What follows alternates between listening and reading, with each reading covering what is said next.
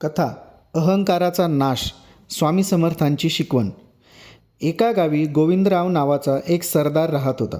तो श्रीमंत, ताकदवान आणि पदामुळे गर्विष्ठ झाला होता. गावात त्याचं नाव होतं, पण त्याचा स्वभाव इतका अहंकारी होता की तो कोणाशी नीट बोलत नसे. एक दिवस त्याच्या मित्राने सांगितलं, गोविंदराव, अक्कलकोटला एक महान संत आले आहेत, स्वामी समर्थ, त्यांचं दर्शन घे. गोविंदराव हसून म्हणाले, मी का जावं? मला कोणाची गरज नाही. माझ्याकडे ताकद, पैसा, मान सन्मान सगळं आहे.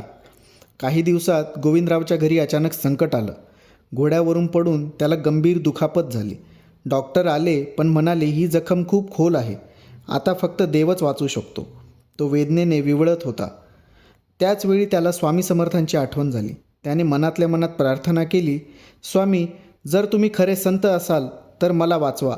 मी तुम्हाला गर्वाने नाकारलं, पण आता तुमच्यावर विश्वास ठेवतो. त्या रात्री गोविंदरावच्या स्वप्नात स्वामी समर्थ आले. त्यांनी फक्त एवढं म्हटलं, गर्व माणसाचा नाश करतो, नम्र हो, संकट संपेल. सकाळी उठल्यावर त्याच्या जखमा बऱ्या होऊ लागल्या. काही दिवसात तो पूर्ण बरा झाला. तो अक्कलकोटला गेला.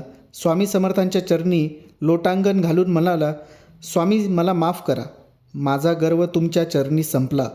स्वामी हसून म्हणाले, जो नम्र राहतो तोच खरा मोठा असतो. कथेचा संदेश: अहंकार माणसाला खाली खेचतो.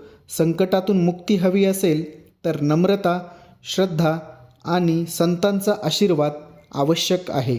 गर्व सोडून विनम्र रहा. श्री स्वामी समर्थ.